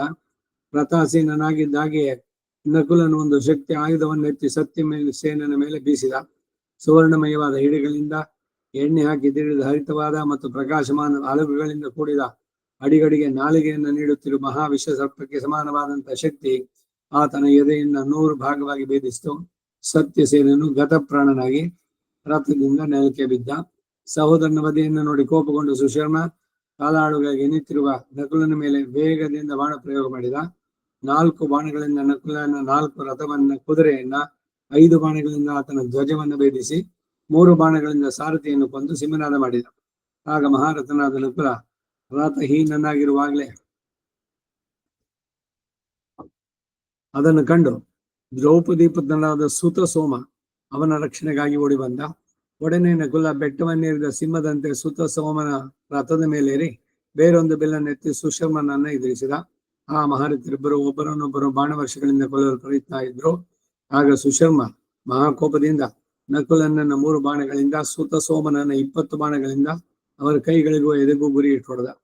ಆಗ ಶತ್ರುನಾಶಕನು ವೀರ್ಯವಂತನಾದ ನಕುಲ ಕೋಪಗೊಂಡು ಬಾಣವರ್ಷಗಳಿಂದ ಸುಶರ್ಮನನ್ನ ಎಲ್ಲ ಕಡೆಯೂ ಮುಚ್ಚಿದ್ದಲ್ಲದೆ ಚೆನ್ನಾಗಿ ತೀಡಿ ಸೂರ್ಯನಂತೆ ಜ್ವಲಿಸುವ ಅರ್ಧಚಂದ್ರ ಬಾಣವೊಂದನ್ನು ಕೈಗೆತ್ತಿಕೊಂಡು ಕಿವಿಯವರೆಗೂ ಎಳೆದು ಆ ಕರ್ಣನ ಪುತ್ರನ ಮೇಲೆ ಪ್ರಯೋಗಿಸಿ ಸೈನಿಕರನ್ನು ನೋಡುತ್ತಿರುವಂತೆ ಆ ಅರ್ಧಚಂದ್ರ ಬಾಣದಿಂದ ಸುಶರ್ಮನ ತಲೆಯನ್ನು ದೇಹದಿಂದ ಕೆಡಹಿದ. ನೋಡುವವರಿಗೆ ಇದು ಬಹಳ ಆಶ್ಚರ್ಯಕರವಾಗಿತ್ತು. ಸುಶರ್ಮನು ನದಿಯ ಬಗೆಯಿಂದ ಕೆಡಲ್ಪಟ್ಟ ದೊಡ್ಡ ಮರದಂತೆ ಕೆಳಗೆ ಬಿದ್ದ. ಕರ್ಣಪುತ್ರನ ವಧೆಯನ್ನ ನಕುಲನ ಪರಾಕ್ರಮವನ್ನ ಕಂಡು ನಿಮ್ಮ ಸೈನ್ಯ ಭಯದಿಂದ ಓಡಿತು. ಸೇನಾಪತಿಯಾದ ಮದ್ರಾಜ ಸೈನ್ಯವನ್ನೆಲ್ಲ ತಡೆದು ನಿಲ್ಲಿಸಿ ದೊಡ್ಡ ಸಿಂಹನಾದವನ್ನ ಭಯಂಕರವಾದ ಧನುಷ್ಟಂಕಾರ ತೋರಿಸಿದ. ಆಗ ಅವನಿಂದ ನಿನ್ನವರಿಗೆ ರಕ್ಷಣೆ ಉಂಟಾಗಲು ಅವರು ಭಯವನ್ನು ಬಿಟ್ಟು ಎಲ್ಲ ಕಡೆಗಳಿಂದ ಮದ್ರಾಜನ ಹಿಂಬಾಲಿಸಿ ತಿರುಗಿ ಯುದ್ಧಕ್ಕೆ ಸಿದ್ಧರಾಗಿ ನಿಂತರು. ಸಾತ್ಯಕಿ, ಭೀಮಸೇನ, ಮಾದ್ರಿಪುತ್ರರಾದ ನಕುಲ ಸಹದೇವ ಇವರೆಲ್ಲ ಯುಧಿಷ್ಠರನ ಮುಂದೆ ಬಿಟ್ಟುಕೊಂಡು ಯುದ್ಧ ಭೂಮಿಯಲ್ಲಿ ಸಿಂಹನಾದ ಮಾಡಿದರು. ತೀವ್ರವಾದ ಧನುಷ್ಟಂಕಾರವನ್ನ ಶಂಕನಾದ ಸಿಂಹನಾದಗಳನ್ನ ಮಾಡಿದರು. ಹಾಗೆ ನಿಮ್ಮ ಕಡೆಯವರು ವೇಗದಿಂದ ಮದ್ರಾಜನನ್ನ ಮುಂದೆ ಇಟ್ಟುಕೊಂಡು ಮಹಾಕೋಪದಿಂದ ಯುದ್ಧೋದ್ಯುಕ್ತರಾದರು. ಮರಣಕ್ಕೆ ಸಿದ್ಧರಾಗಿ ನಿಂತು ಯುದ್ಧ ಮಾಡುವ ನಿಮ್ಮ ಕಡೆಯವರೆಗೂ ಇತರರಿಗೂ ನಡೆದ ಆಗಿನ ಯುದ್ಧ ಬೀರುಗಳಿಗೆ ಭಯಂಕರವಾಗಿತ್ತು. ಹಿಂದೆ ದೇವಾಸುರ ಯುದ್ಧ ಹೇಗೋ ಹಾಗೆ ಯಮರಾಜ್ಯವನ್ನ ವೃದ್ಧಿ ಮಾಡುವ ಮಹಾಯುದ್ಧ ನಡೆಯಿತು. ಅತ್ತಲಾಗಿ ಅರ್ಜುನ ಸಂಶಪ್ತಕರನ್ನ ಜಯಿಸಿ ಕೌರವ ಸೇನೆಯನ್ನ ಎದುರಿಸಿದ. ಪಾಂಡವರೆಲ್ಲ ದುಷ್ಟದ್ಯುಮ್ನರಿಗೆ ಅಧೀನರಾಗಿ ತೀಕ್ಷ್ಣವಾದ ಬಾಣಗಳನ್ನು ಪ್ರಯೋಗಿಸುತ್ತಾ ಕೌರವ ಸೇನೆಯನ್ನು ಎದುರಿಸಿ ಓಡಿದ್ರು. ಆ ಬಾಣವರ್ಷದಿಂದ ಕೌರವಿಗೆ ದಿಗ್ಭ್ರಮೆ ಹಿಡಿದಂತಾಯ್ತು. ಅವರಿಗೆ ಸೈನ್ಯವಾಗಲಿ ದಿಕ್ಕಾಗಲಿ ವಿದಿಕ್ಕುಗಳಲ್ಲಿ ತಿಳಿದಂತಾಯ್ತು. ಪಾಂಡವರು ಪ್ರಯೋಗಿಸಿದ ತೀಕ್ಷ್ಣ ಬಾಣಗಳಿಂದ ಕೌರವ ಸೇನೆಯು 4 ಕಡೆಗಳಲ್ಲಿಯೂ ತಡೆಯಲ್ಪಟ್ಟಿತು. ಮಹಾವೀರರು ಹತರಾದರು. ಅನೇಕ ಸೈನ್ಯ ನಾಶವಾಯಿತು. ಅದೇ ರೀತಿ ಪಾಂಡವರ ಸೈನ್ಯವು ನಿಮ್ಮ ಪುತ್ರನಿಂದ 100,000 ಲೆಕ್ಕದಲ್ಲಿ ಎಲ್ಲ ಕಡೆಗಳಲ್ಲಿಯೂ ಬಾಣಗಳಿಂದ ಹತರಾಗಿ ತತ್ತರಿಸ್ತಾ ಇತ್ತು. ಹೀಗೆ ಒಂದನ್ನೊಂದು ಕೊಲ್ಲುತ್ತಿರುವ ಉಭಯ ಪಕ್ಷದ ಸೈನ್ಯಗಳು ವರ್ಷಾಕಾಲದಲ್ಲಿ ಪ್ರವಾಹ ಬಂದಿರುವ 2 ನದಿಗಳಂತೆ ಕಳೆಯಿದವು. ಆ ಮಹಾಯುದ್ಧದಲ್ಲಿ ನಿಮ್ಮ ಕಡೆ ಇರೋ ಪಾಂಡವರು ಅಧಿಕವಾಗಿ ನೊಂದು ಹೋದರು. ಅಷ್ಟಮಹಿಷಿ ಸಮೇತ ಶ್ರೀ ಕೃಷ್ಣಾಯ ಪರಬ್ರಹ್ಮಣೇ ನಮಃ. ಇಲ್ಲಿಗೆ 9ನೇ ಅಧ್ಯಾಯ. 10ನೇ ಅಧ್ಯಾಯ ಸಂಕುಲ ಯುದ್ಧ ಮುಂದುವರೆದಿದೆ. ಅಷ್ಟಮಹಿಷಿ ಸಮೇತ ಶ್ರೀ ಕೃಷ್ಣಾಯ ಪರಬ್ರಹ್ಮಣೇ ನಮಃ. ಹೇ ರಾಜ, ಆಗಿನ ಯುದ್ಧವನ್ನು ಕೇಳಬೇಕೆ? ಸೈನ್ಯಗಳು ಒಂದನ್ನೊಂದು ಕೊಳ್ಳುತ್ತಾ ಇವೆ. ಒಂದು ಕಡೆಯಲ್ಲಿ ಯುದ್ಧ ವೀರರು ಓಡ್ತಾ ಇದ್ದಾರೆ. ಮತ್ತೊಂದು ಕಡೆ ಆನೆಗಳು ಚದರಿ ಪಲಾಯನ ಮಾಡ್ತಾ ಇವೆ. ಅಲ್ಲಲ್ಲಿ ಕುದುರೆಗಳು ಸಾಯ್ತಾ ಇವೆ. ಕಾಲಾಳುಗಳು ಕೂಗಿಕೊಳ್ತಾ ಇದ್ದಾರೆ. ಕೆಲವರು ವೀರವಾದಗಳನ್ನು ಮಾಡ್ತಾ ಇದ್ದಾರೆ. ಅನೇಕ ಪ್ರಾಣಿಗಳು ಸಾಯ್ತಾ ಇದೆ. ವಿವಿಧ ಶಸ್ತ್ರಾಸ್ತ್ರಗಳು ಹಾರಾಡ್ತಾ ಇವೆ. ಗಜಯೋಧರು ರಥಿಕರು ಪರಸ್ಪರವಾಗಿ ಯುದ್ಧ ಮಾಡ್ತಾ ಇದ್ದಾರೆ. ವೀರರಿಗೆ ಹರ್ಷವನ್ನ, ಬೀರುಗಳಿಗೆ ಭಯವನ್ನು ಹುಟ್ಟಿಸುವಂತ ಭಯಂಕರವಾಗಿ ಯಮರಾಜ್ಯವನ್ನು ವೃದ್ಧಿಗೊಳಿಸತಕ್ಕಂತಹ ಯುದ್ಧ ಎಂಬ ದ್ಯೂತದಲ್ಲಿ ಪಾಂಡವರು ನಿನ್ನ ಕಡೆ ಸೈನ್ಯವನ್ನೆಲ್ಲ ಬಹಳ ಮಟ್ಟಿಗೆ ನಾಶ ಮಾಡಿದ್ರು. ಹಾಗೆ ನಿಮ್ಮ ಕಡೆ ವೀರರು ಪಾಂಡವ ವೀರನ್ನು ಕೊಂದರು. ಸೂರ್ಯೋದಯವಾಗುತ್ತಿರುವ ಪ್ರಾತಃ ಕಾಲದ ಸಮಯದಲ್ಲಿ ಮಹಾತ್ಮನಾದ ಯುಧಿಷ್ಠಿರನಿಂದ ರಕ್ಷಿತರಾದ ಶತ್ರುವೀರರು ಮರಣದಿಂದಲ್ಲದೆ ತಮಗೆ ಯುದ್ಧದಿಂದ ನಿವೃತ್ತಿ ಇಲ್ಲ ಎಂದು ನಿಶ್ಚಯಿಸಿ ನಿಮ್ಮ ಸೈನ್ಯವನ್ನು ಎದುರಿಸಿ ನಿಂತರು. ಬಲಾಢ್ಯರು ಶಸ್ತ್ರಾಸ್ತ್ರಗಳಲ್ಲಿ ಸುಕ್ಷಿತರವಾದಂತಹ ಪಾಂಡವರಿಂದ ಕೌರವ ಸೇನೆ ಕಾಡುಗಿಚ್ಚಿಗೆ ಸಿಕ್ಕಿ ತತ್ತಳಿಸುವ ಹೆಣ್ಣು ಜಿಂಕೆಯಂತೆ ತಪ್ಪಿಸ್ತಾ ಇತ್ತು. ಕೆಸರಿನಲ್ಲಿ ಸಿಕ್ಕಿಬಿದ್ದ ದುರ್ಬಲವಾದ ಹಸುವಿನಂತೆ ಅಶಕ್ತವಾದ ಸೈನ್ಯವನ್ನು ಕಂಡು ಶಲ್ಯ ಅದನ್ನು ಉದ್ಧರಿಸುವ ಆತುರದಿಂದ ಪಾಂಡಪುತ್ರನ ಎದುರಿಸಿ ಹೊರಟ. ಜಯಶಾಲಿಗಳಾದ ಪಾಂಡವರು ಮದ್ರಾಜನನ್ನು ಎದುರಿಸಿ ತೀಕ್ಷ್ಣವಾದ ಬಾಣಗಳನ್ನ ಪ್ರಯೋಗಿಸಿದರು. ಮಹಾರಥನಾದ ಮದ್ರಾಜ ಧರ್ಮರಾಜನು ನೋಡುತ್ತಿರುವಂತೆ ಅನೇಕ ಬಾಣಗಳಿಂದ ಸೈನ್ಯವನ್ನು ಪೀಡಿಸಿದ. ಇಷ್ಟರಲ್ಲಿ ನಾನಾ ಬಗೆಯ ದುರ್ನಿಮಿತ್ತಗಳು ತೋಳಿತು. ಪರ್ವತ ಸಮೇತವಾಗಿ ಭೂಮಿಯು ಮಹಾಧ್ವನಿಯೊಡನೆ ನಡುಗಿತು. ದಂಡ ಶೂಲದೊಡನೆ ಕೂಡಿ ಜ್ವಲಿಸುವ ಶಿಕೆ ಉಳ್ಳಂತಹ ಉಳಿಕೆ ಆಕಾಶದ ಗೊಳ್ಳಿ ಅವು ಸೂರ್ಯಮಂಡಲವನ್ನು ಭೇದಿಸಿಕೊಂಡು ಆಕಾಶದಿಂದ ನೆಲಕ್ಕೆ ಬಿದ್ದು. ಮೃಗಗಳು, ಎಮ್ಮೆಗಳು, ಪಕ್ಷಿಗಳು ನಮ್ಮ ಸೇನೆಯನ್ನ ಅಪ್ರದಕ್ಷಿಣವಾಗಿ ಸುತ್ತುತ್ತಾ ಬರ್ತಾ ಇದ್ವು. ಪಾಂಡವರ ಮುಂದಕ್ಕೆ ಸಮಸ್ತ ಭೂಮಿಯನ್ನು ಅನುಭವಿಸುವ ಸೂಚನೆಯಂತೆ ಅವರಲ್ಲಿ ಜ್ಯೇಷ್ಠನಾದ ಧರ್ಮರಾಜನ ಕುರಿತು ಶುಕ್ರ, ಅಂಗಾರಕ, ಬುಧಗ್ರಹಗಳು 7ನೇ ಸ್ಥಾನದಲ್ಲಿ ಶುಭವನ್ನು ತೋರಿಸ್ತಾ ಇದ್ವು. ಶುಕ್ರ, ಅಂಗಾರಕ, ಬುಧ ಎಂಬ 3 ಗ್ರಹಗಳು ಪಾಂಡವರಿಗೆ ಹಿಂಭಾಗದಲ್ಲಿಯೂ ಕೌರವರಿಗೆ ಮುಂಭಾಗದಲ್ಲಿಯೂ ಕಾಣಿಸ್ತವು. ಶಸ್ತ್ರಗಳ ತುದಿಯಲ್ಲಿ ಜ್ವಾಲಿ ತಲೆದೋರಿ ಕಣ್ಣುಗಳನ್ನು ಕೋರೈಸುತ್ತಾ ಭೂಮಿಯ ಕಡೆಗೆ ಇಳಿಯಿತು. ಕಾಗೆಗಳು, ಗೂಗೆಗಳು ನಮ್ಮ ಕಡೆಯವರ ತಲೆಗಳ ಮೇಲೆ, ನಮ್ಮ ಧ್ವಜಗಳ ಮೇಲೂ ಆಗಾಗ ಕುಳಿತುಕೊಂಡವು. ಆಮೇಲೆ ಉಗ್ರವಾದ ಯುದ್ಧ ಆರಂಭಿಸಿ ಎಲ್ಲ ಸೈನ್ಯಗಳ ತುಮಲವು ಯುದ್ಧ ಮಾಡಿದವು. ಕೌರವ ರಾಜನು ಪಾಂಡವ ಸೇನೆಯನ್ನು ಎದುರಿಸಿ ಹೊಡೆದ. ಧರ್ಮಾತ್ಮನಾದ ಶಲ್ಯ ಇಂದ್ರನು ಮಳೆಯನ್ನು ಸುರಿಸುವಂತೆ ಯುಧಿಷ್ಠಿರ ಮೇಲೆ ಬಾಣವರ್ಷವನ್ನು ಸುರಿಸಿ ಭೀಮಸೇನ ಮೇಲೂ ಸಾಣೆ ಹಿಡಿದ ತೀಕ್ಷ್ಣ ಬಾಣಗಳನ್ನು ಪ್ರಯೋಗಿಸಿದ. ಮಹಾಬಲಶಾಲಿಯಾದ ಶಲ್ಯನು ಉಪಪಾಂಡವರು, ನಕುಲ ಸಹದೇವರು, ಧೃಷ್ಟದ್ಯುಮ್ನ, ಸಾತಕಿ, ಶಿಖಂಡಿ ಇವರಲ್ಲಿ ಒಬ್ಬೊಬ್ಬರನ್ನು 10 ಬಾಣಗಳಿಂದ ಹೊಡೆದದ್ದಲ್ಲದೆ ಶರತ್ಕಾಲದಲ್ಲಿ ಇಂದ್ರನ ಮಳೆಯನ್ನು ಸುರಿಸುವಂತೆ ಸುತ್ತಲ ಬಾಣವರ್ಷವನ್ನು ಕರೆದ. ಆಗ ಶಲ್ಯನ ಬಾಣಗಳಿಂದ ಅನೇಕ ಪ್ರಬದ್ಧಕರು, ಸೋಮಕರು ಸಾವಿರ ಲೆಕ್ಕದಲ್ಲಿ ಬಿದ್ದರು, ಬೀಳುತ್ತಲೂ ಇದ್ರು. ಆಗ ಶಲ್ಯನ ಬಾಣಗಳು ಭ್ರಮರಗಳಂತೆಯೋ ಶಲಭ ಸಮೂಹಂತೆಯೋ ಮೇಘಗಳಿಂದ ಬೀಳುವ ಸಿಡಿಲಿನಂತೆಯೋ ಅಪರಿಮಿತವಾಗಿ ಬಿದ್ದು ಆತನ ಬಾಣಗಳಿಂದ ಗಜ, ರಥ, ತುರಗ, ಪದಾತಿ ಸೈನ್ಯಗಳೆಲ್ಲ ಬಹಳವಾಗಿ ನೊಂದು ತಲೆಗೆ ತಿರುಗಿ ಬೀಳ್ತಾ ಇದ್ವು.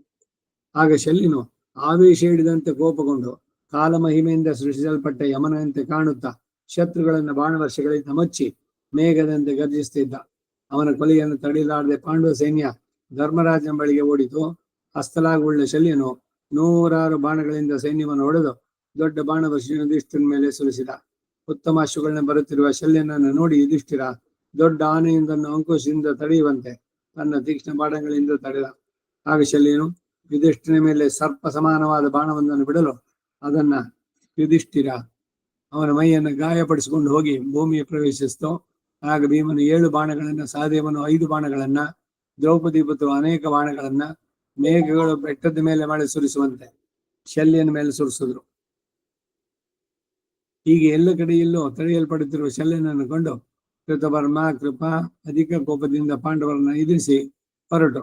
ಆಮೇಲೆ ಮಹಾಧೈರ್ಯವುಳ್ಳ ಉಲೂಕನು, ಸೌಬಲ ಕುಮಾರನಾದ ಶಕುನಿ, ಮಹಾಬಲಶಾಲಿಯಾದ ಅಶ್ವತ್ಥಾಮ, ನಿನ್ನ ಪುತ್ರ ಎಲ್ಲರೂ ಒಟ್ಟುಗೂಡಿ ಬಂದು ಶಲ್ಯನನ್ನು ರಕ್ಷಿಸಿದ್ರು. ಕೃತವರ್ಮ ಭೀಮಸೇನನ್ನ 3 ಬಾಣಗಳಿಂದ ಹೊಡೆದ. ಆ ಭೀಮನನ್ನ ದುಷ್ಟದ್ಯುಮ್ನನ್ನ ಬಾಣವರ್ಷಗಳಿಂದ ತಡೆದ. ಶಕುನಿ ದ್ರೌಪದಿ ಪುತ್ರನ ದ್ರೋಣಪುತ್ರರು ನಕುಲ ಸಹದೇವರನ್ನ ಎದುರಿಸಿದರು. ದ್ರೋಣಪುತ್ರ ನಕುಲ ಸಹದೇವರನ್ನ. ದುರ್ಯೋಧನು ಕೃಷ್ಣ ಅರ್ಜುನನ್ನ ಎದುರಿಸಿ ಬಾಣಗಳನ್ನು ಪ್ರಯೋಗಿಸಿದ. ಆಗ ಶತ್ರುಗಳನ್ನ ಇನ್ನವರಿಗೆ ಅತಿ ಘೋರವಾದ ಅನೇಕ ದ್ವಂದ್ವ ಯುದ್ಧಗಳು ನಡೆದು ಕೃತವರ್ಮನು ಕರಡಿಯಂತೆ,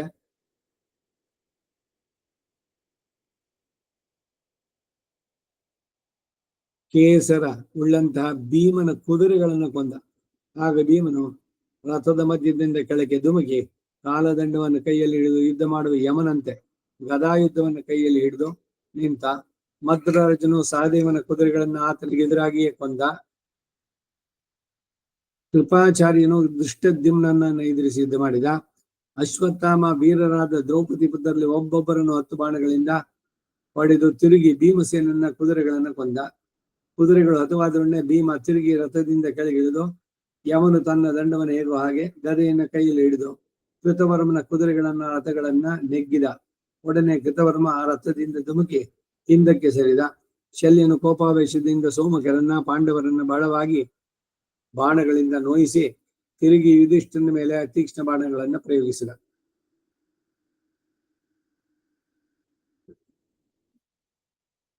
ಆಗ ಭೀಮ ಕೋಪದಿಂದ ತುಟಿಗಳನ್ನು ಕಚ್ಚಿಕೊಳ್ಳುತ್ತ ಶಲ್ಯನನ್ನು ಕೊಲ್ಲೋದಕ್ಕಾಗಿ ನಿಶ್ಚಯಿಸಿ ತನ್ನ ಗದೆಯನ್ನು ಕೈಗೆತ್ತಿಕೊಂಡ. ಯಮದಂಡಕ್ಕೂ ಕಾಳರಾತಿಗೂ ಸಮಾನವಾಗಿ ಮೇಲೆತ್ತಿದ್ದ ಆ ಗದೆಯಾದರೂ ಗಜ, ರಥ, ತುರಗ ಪದಾರ್ಥಗಳನ್ನ ಆಹುತಿಯಾಗಿ ತೆಗೆದುಕೊಳ್ಳತಕ್ಕದ್ದು. ಚಿನ್ನದ ಕಟ್ಟುಗಳುಳ್ಳದ್ದು, ಉರಿಯುವ ಕೊಳ್ಳಿಯಂತೆ ಜ್ವಲಿಸುತ್ತೆ, ಮುಳ್ಳುಗಳಿಂದ ತುಂಬಿ ಕ್ರೂರ ಸರ್ಪದಂತಿದೆ, ವಜ್ರಾಯುಧ ಸಮಾನವಾಗಿ ಅಯೋಮಯವಾದದ್ದು. ಭೀಮನ ಪ್ರಿಯ ತರುಣಿಯಂತೆ ಅಗರು ಚಂದನದಿಂದ ಲೇಪಿತವಾಗಿ ರಕ್ತ ಮೇದ ಮಾಂಸಗಳ ಗುರುತುಳ್ಳದ್ದು. ಕಾಲ ಇವನ ನಾಲಿಗೆಯಂತಿತ್ತು. ಇಂದ್ರನ ವಜ್ರಾಯುಧದಂತೆ ಕಾಣುತ್ತಾ ಅನೇಕ ಗಂಟೆಗಳ ಘನಘನ ಧ್ವನಿಯಿಂದ ಕೂಡಿತ್ತು. ಪರೆಯನ್ನು ಸುಲಿದ ಹಾವಿಯಂತೆ ಉಗ್ರವಾಗಿತ್ತು. ಆನೆಯ ಮದಜಲಿಂದ ತೊಯ್ದದ್ದು. ಎಲ್ಲ ಪ್ರಾಣಿಗಳಿಗೂ ಭಯಂಕರವಾಗಿ ತನ್ನ ಸೈನ್ಯವನ್ನ ಸಂತೋಷಗೊಳಿಸತಕ್ಕದ್ದು. ಮನುಷ್ಯ ಲೋಕದೊಳಗೆಲ್ಲ ಹೆಸರುಗೊಂಡದ್ದು.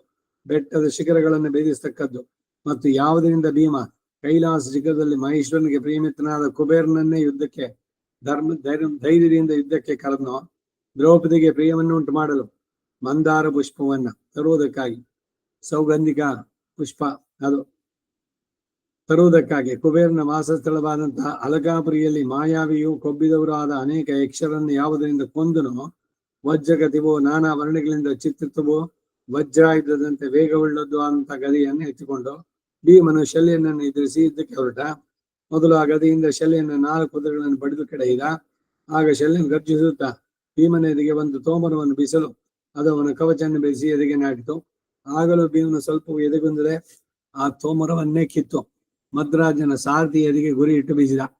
ಅದರಿಂದ ಸಾರಥಿಯ ಕವಚ ಹರಿದು ಆತನು ರಕ್ತವನ್ನು ಕಕ್ಕುತ್ತಾ ಭೀಮನ ಎದುರಾಗಿ ಬಿದ್ದ. ಆಗ ಮದ್ರಾಜ ಹಿಂದಕ್ಕೆ ಸರಿಯುತ್ತಾ ಮುಯ್ಯಿಗೆ ಮುಯ್ಯಿ ತೀರಿಸಿದ ಭೀಮನ ಪರಾಕ್ರಮಕ್ಕೆ ಮನಸ್ಸಿನಲ್ಲಿ ಅತ್ಯಾಶ್ಚರ್ಯಗೊಂಡ. ಧರ್ಮಾತ್ಮನಾದ ಭೀಮನ ಗದೆಯನ್ನು ಕೈಯಲ್ಲಿ ಹಿಡಿದು ಶತ್ರುವನ್ನು ಎದುರಿಸುತ್ತಿದ್ದಾಗ ಆ ಭೀಮನ ಅಮಾನುಷ ಕೃತ್ಯಗಳನ್ನು ಕಂಡು ಅಲ್ಲಿ ನಡೆದವರೆಲ್ಲ ಸಂತೋಷಗೊಂಡು ಆತನನ್ನ ಸ್ತುತಿಸ್ತಾ ಇದ್ರು. ಇಲ್ಲಿಗೆ 10ನೇ ಅಧ್ಯಾಯ ಅಷ್ಟಮಿ ಸಮೇತ ಶ್ರೀ ಕೃಷ್ಣಾಯ ಪರಬ್ರಹ್ಮಣೇ ನಮಃ. 11ನೇ ಅಧ್ಯಾಯ ಶಲ್ಯ ಭೀಮರ ಗದಾಯುದ್ಧ. ಧೃತರಾಷ್ಟ್ರ ಮಹಾರಾಜ ಕೇಳು. ಸಾರಥಿ ಬಿದ್ದದನ್ನು ನೋಡಿ ಶಲ್ಯ ಮುಳ್ಳುಗಳೆಲ್ಲ ಉಕ್ಕಿನ ಗದೆಯನ್ನು ಕೈಗೆದುಕೊಂಡು ನಿಶ್ಚಲವಾದ ಬೆಟ್ಟದಂತೆ ನಿಂತ. ಉರಿಯುವ ಕಾಲಾಗ್ನಿಯಂತೋ ಪಾಶಾಸ್ತ್ರವಾದ ಯಮನಂತೆಯೋ, ಶಿಖರದಿಂದ ಕೂಡಿದ ಕೈಲಾಸದಂತೆ, ವಜ್ರಪಾಣಿಯಾದ ಇಂದ್ರನಂತೆಯೋ, ಶೂಲಹಸ್ತನಾದ ರುದ್ರನಂತೆಯೋ, ಚಕ್ರಪಾಣಿಯಾದ ವಿಷ್ಣುವಿನಂತೆಯೋ, ಶಕ್ತಿಯನ್ನು ಹಿಡಿದ ಷಣ್ಮುಖನಂತೆಯೋ ಗದಾಪಾಣಿಯಾಗಿ ಒಬ್ಬಿದ ಕಾಡಾನೆಯಂತೆ ತನಗೆ ಎದುರಾಗಿ ನಿಂತಿದ್ದ ಶಲ್ಯನನ್ನು ನೋಡಿ ಭೀಮನು ದೊಡ್ಡದೊಂದು ಗದೆಯನ್ನು ಕೈಗೆತ್ತಿಕೊಂಡು ಅವನನ್ನು ಎದುರಿಸಿ ಓಡಿದ. ಆ ಭೀಮನ ಆವೇಶವನ್ನು ನೋಡಿ ಪಾಂಡವರ ಕಡೆಯಲ್ಲಿ ಸಾವಿರಾರು ಕಡೆಗಳಿಂದ ಶೂರರಿಗೆ ಉತ್ಸಾಹಕರವಾದಂತಹ ಶಂಖ ತೂರ್ಯ ಧ್ವನಿಗಳು ಸಿಂಹನಾದಗಳ ಮೇಲೆ ಮೇಲೆ ಹೊರಟು. ಒಬ್ಬಿದ ಕಾಡಾನೆಗಳಂತೆ ಇಬ್ಬರು ಯುದ್ಧಕ್ಕೆ ನಿಂತದ್ದನ್ನು ನೋಡವರು ಅವರು ಪಾಂಡವರ ಯೋಧರು ಆಶ್ಚರ್ಯ ನೋಡ್ತಾ ಬಲೆ ಬಲೆ ಎಂದು ಇಬ್ಬರನ್ನು ಪ್ರೋತ್ಸಾಹಿಸ್ತಾ ಇದ್ರು. ಹೇ ರಾಜ, ಗದಾಪಾಣಿಯಾದ ಭೀಮಸೇನನ ವೇಗವನ್ನ ಬಲರಾಮನೊಬ್ಬ, ಶಲ್ಯನೊಬ್ಬ, ಇವರಿಬ್ಬರ ಹೊರತು ಬೇರೆ ಯಾರೂ ತಡೆದು ನಿಲ್ಲಾರು. ಅದರಂತೆ ಶಲ್ಯನ ಗದಾ ವೇಗವನ್ನ ಭೀಮಸೇನ ಹೊರತು ಬೇರೊಬ್ಬರು ತಡೆಯಲಾರ.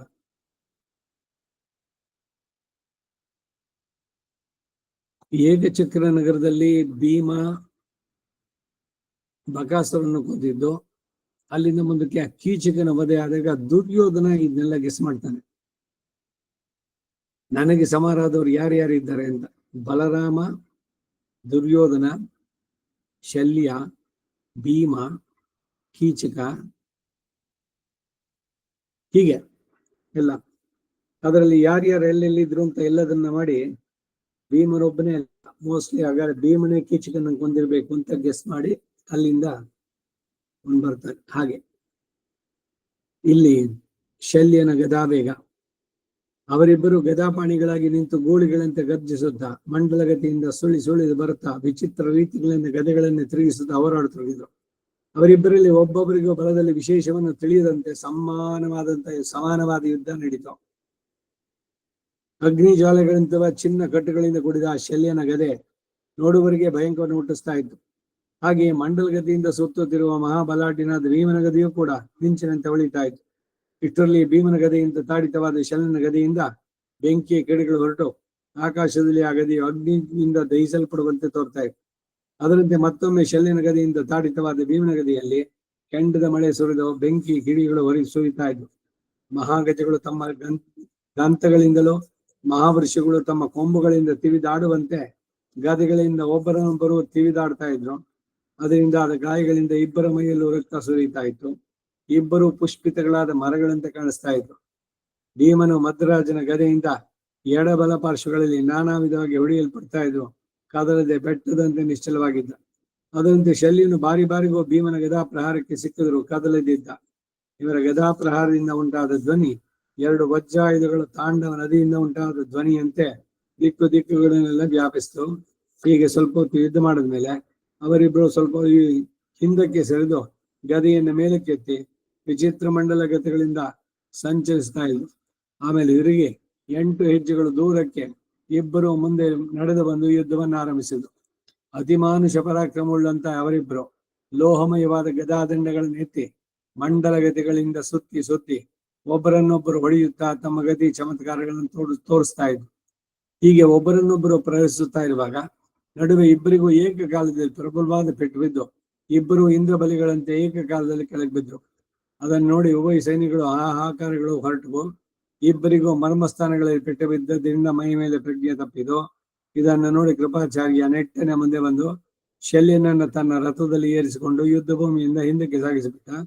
ಇತ್ತರಾಗಿ ಭೀಮಸೇನಾದರೂ ಸ್ವಲ್ಪ ಹೊತ್ತು ಮೂರ್ಛಿತನಂತಿದ್ದು ನಿಮಿಷಮಂತ್ರದಲ್ಲಿ ಚೇತರಿಸಿಕೊಂಡು ಮೇಲೆದ್ದು ಗದಾಪಾಣಿಯಾಗಿ ನಿಂತು ಶಲ್ಯನನ್ನು ತಿರುಗಿ ಯುದ್ಧಕ್ಕೆ ಕೂಗಿಗಳೆದ. ಆದರೆ ಶಲ್ಯ ಬರುವಷ್ಟರಲ್ಲಿ ದುರ್ಯೋಧನ ಕಡೆಯ ಶೂರರು ವಿವಿಧ ಅಸ್ತ್ರಗಳನ್ನು ನಿಂತುಕೊಂಡು ರಣವಾದ್ಯಗಳನ್ನೇ ಪಾಂಡವ ಸೈನ್ಯ ಎದುರಿಸಿ ಹೊಡೆಯಲಾರಂಭಿಸಿದರು. ದುರ್ಯೋಧನಾದಿಗಳೆಲ್ಲ ಶಸ್ತ್ರಗಳನ್ನು ಎತ್ತಿಕೊಂಡು ವೀರವಾದಗಳೊಡನೆ ಬರುವುದನ್ನು ಕಂಡು ಅತ್ತಲಿಂದ ಪಾಂಡವರು ಕೋಪದಿಂದ ಗರ್ಜಿಸುತ್ತಾ ದುರ್ಯೋಧನ ಕೊಂದೇ ಬಿಡಬೇಕು ಎಂಬ ವೀರಾವೇಶದಿಂದ ಮುಂದೆ ಬಂದರು. ಹೀಗೆ ಬರುತ್ತಿರುವ ಸೈನ್ಯವನ್ನು ನೋಡಿದೊಡನೆ ದುರ್ಯೋಧನ ತನ್ನ ಪ್ರಾಸಾಯುಧದಿಂದ ಚೇಕಿತಾನನ ಎದೆ ಮೇಲೆ ವೇಗದಿಂದ ಅಪ್ಪಳಿಸಿದ. ಆ ಪ್ರಹಾರವನ್ನು ತಡೆಯಲಾರದೆ ಚೇಕಿತಾನ ರಕ್ತದಿಂದ ತೊಯ್ದ ಮೈಯೊಡನೆ ಮೂರ್ಛಿತನಾಗಿ ರಥದ ಮೇಲೆ ಬಿದ್ದ. ಚೇಕಿತಾನನು ಬಿದ್ದದನ್ನು ನೋಡಿ ಪಾಂಡವರ ಕಡೆಯವರು ಮಹಾರಥರೆಲ್ಲರೂ ಕೋಪದಿಂದ ಎಡಬಡದೆ ಬಾಣವರ್ಷಗಳನ್ನು ಸುರಿಸ ಆರಂಭಿಸಿದರು. ಪಾಂಡವರೆಲ್ಲರೂ ಒಟ್ಟಾಗಿ ಇನ್ನ ಸೈನ್ಯದಲ್ಲಿ ನುಗ್ಗಿ ಯಥೇಚ್ಛವಾಗಿ ತಿರುಗುತ್ತಾ ಸೈನ್ಯಗಳನ್ನೆಲ್ಲ ಧ್ವಂಸ ಮಾಡ್ತಾ ಬಂದರು. ಕೃಪಾ, ಕೃತವರ್ಮ, ಶಕುನಿ ಧರ್ಮರಾಜನ ಎದುರಿಸಿ ನಿಂತರು. ದ್ರೋಣಾಚಾರ್ಯರನ್ನ ಕೊಂದ ದೃಷ್ಟದ್ಯುಮ್ನನನ್ನ ದುರ್ಯೋಧನ ತಾನಾಗಿ ಎದುರಿಸಿದ. ನಿನ್ನ ಪುತ್ರನಿಂದ ಪ್ರೇರಿತಾದ 3000 ಮಂದಿ ತ್ರಿಗರ್ತ ದೇಶದ ಮಹಾರಥರು ಅರ್ಜುನಿಗೆ ಎದುರಾದರು. ಆಗ ನಿನ್ನವರು ತಮ್ಮ ಪ್ರಾಣವನ್ನಾದರೂ ಲಕ್ಷ್ಯ ಮಾಡದೆ ಯುದ್ಧ ಮಾಡಿ ಜಯವನ್ನು ಪಡೆಯಬೇಕೆಂಬ ದೃಢ ಸಂಕಲ್ಪವುಳ್ಳವರಾಗಿ ಹಂಸಗಳು ಸರೋವರವನ್ನು ಪ್ರವೇಶಿಸುವಂತೆ ಶತ್ರು ಸೈನ್ಯದಲ್ಲಿ ಸುಲಭವಾಗಿ ಪ್ರವೇಶಿಸಿಬಿಟ್ರು.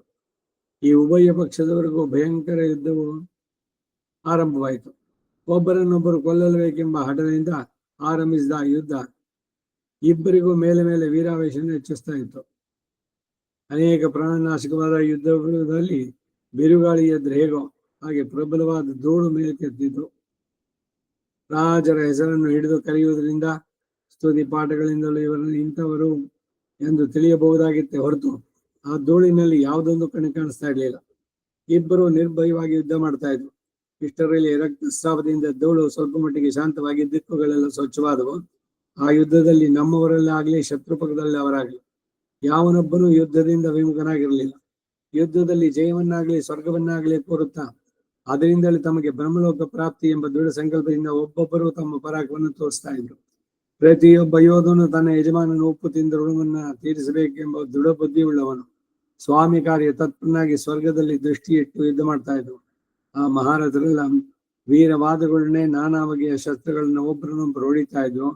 ಹಾಗೂ ಉಭಯ ಪಕ್ಷದಲ್ಲೂ ಕೂಡ ಕೊಲ್ಲಿರಿ, ಕಡಿಯಿರಿ, ಹಿಡಿಯಿರಿ, ಬಡಿಯಿರಿ, ಕತ್ತರಿಸಿ ಈ ಮಾತುಗಳು ಎಲ್ಲೆಲ್ಲೋ ಕೇಳಿಸ್ತವು. ಆಮೇಲೆ ಶಲ್ಯ ಸೈನ್ಯದಲ್ಲಿದ್ದ ಯುಧಿಷ್ಠಿರನಿಗೆ ಗುರಿ ಇಟ್ಟು ತೀಕ್ಷ್ಣ ಬಾಣಗಳನ್ನು ಪ್ರಯೋಗಿಸಿದ. ಇದನ್ನು ನೋಡುತ್ತಿದ್ದಾಗಲೇ ಅರ್ಜುನ 14 ಬಾಣಗಳನ್ನು ತೆಗೆದು ಮುಗುಳ್ನಗಡಿನ ಶಲ್ಯನ ಮರ್ಮಸ್ಥಾನಕ್ಕೆ ಗುರಿ ಇಟ್ಟು ಹೊಡೆದ. ಶಲ್ಯನು ಕೋಪದಿಂದ ತನ್ನ ಬಾಣದಿಂದ ಅರ್ಜುನ ಬಾಣಗಳನ್ನು ತಡೆಯುತ್ತಾ ಅವನನ್ನು ಗರಿಗಟ್ಟಿದ ಅನೇಕ ಬಾಣಗಳಿಂದ ಹೊಡೆದ.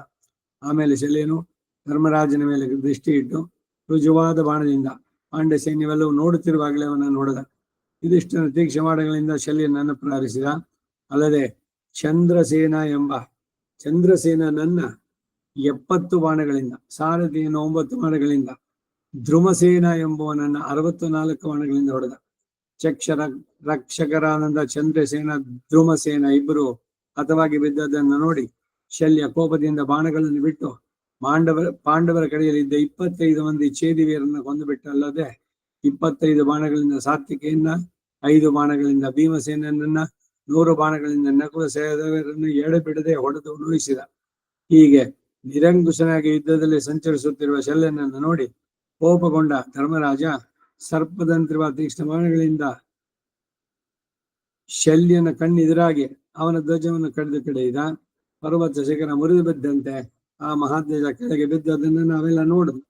ಧ್ವಜ ಮುರಿದಿದ್ದರಿಂದ ಅತಿ ಕೋಪಾವಿಶಿಷ್ಟನಾದ ಶಲ್ಯ ತಿರುಗಿ ಮೇಘವು ಮಳೆಯನ್ನು ವರ್ಷಿಸುವಂತೆ ಪಾಂಡವರ ಮೇಲೆ ಅಪರಿಮಿತವಾಗಿ ಬಾಣವನ್ನು ವರ್ಷಿಸಿದ.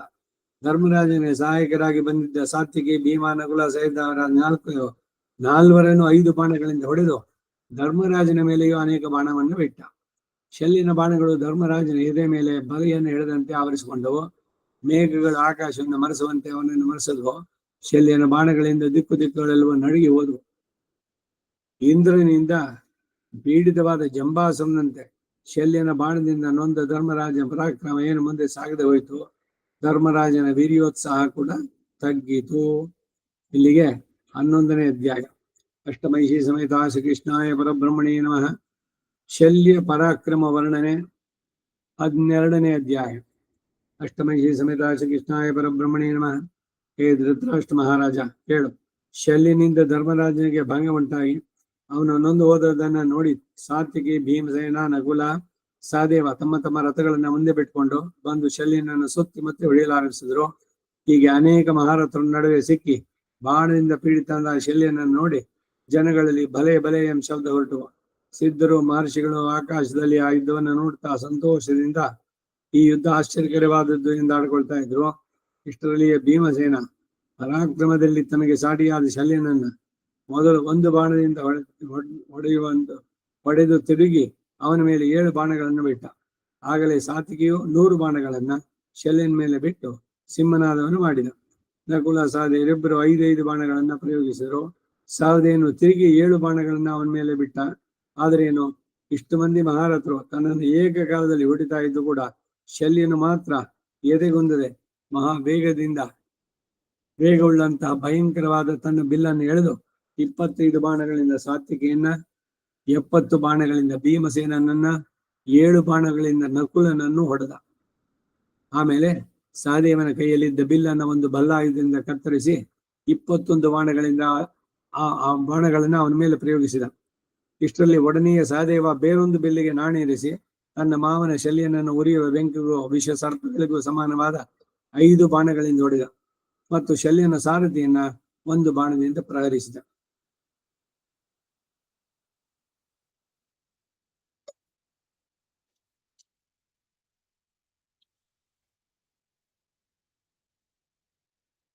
ತಿರುಗಿ ಶಲ್ಯನ ಮೇಲೆ 3 ಬಾಣಗಳನ್ನು ಪ್ರಯೋಗಿಸಿದ.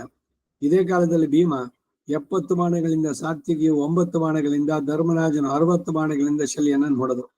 ಹೀಗೆ ಮಹಾರಥರೆಲ್ಲರೂ ಸೇರಿ ಸುತ್ತಮುತ್ತ ಹೊಡೆಯುತ್ತಿದ್ದ ಪ್ರಹಾರದಿಂದ ಶಲ್ಯನ ದೇಹದ ನಾನಾ ಭಾಗಗಳಿಂದ ರಕ್ತ ಕಿತ್ತುಕೊಂಡು ಅವನು ಕೆಮ್ಮಣ್ಣಿನಿಂದ ಕೂಡಿದ ಪರ್ವತದಂತೆ ಕಾಣಿಸಿದ. ಆಗಲೂ ಅವನು ಧೈರ್ಯಗೆಡದೆ ಒಬ್ಬೊಬ್ಬರನ್ನು 5 ಬಾಣಗಳಿಂದ ಬಲವಾಗಿ ನೋಯಿಸಿದ. ಆಗ ಶಲ್ಯನ ಪರಾಕ್ರಮ ಅತ್ಯಾಶ್ಚರ್ಯಕವಾಗಿತ್ತು ಹೊರತು. ಆಮೇಲೆ ಶಲ್ಯನು ಬೇರೊಂದು ಬಲ್ಲಾಯುಧವನ್ನು ಪ್ರಯೋಗಿಸಿ ಧರ್ಮಪುತ್ರನ ಕೈಯಲ್ಲಿದ್ದ ಬಿಲ್ಲನ್ನು ತುಂಡು ಮಾಡಿದ. ಒಡನೆ ಧರ್ಮರಾಜ ಬೇರೊಂದು ಬಿಲ್ಲನ್ನು ಕೈಗೆತ್ತಿಕೊಂಡು ಎಡಬಿಡದೆ ಬಾಣಗಳನ್ನು ಬಿಡುತ್ತಾ ಶಲ್ಯನನ್ನು, ಅವನ ರಥ, ಅಶ್ವ, ಧ್ವಜ, ಸಾರಥಿಗಳನ್ನು ಸಂಪೂರ್ಣವಾಗಿ ಮರೆಸಿಬಿಟ್ಟ.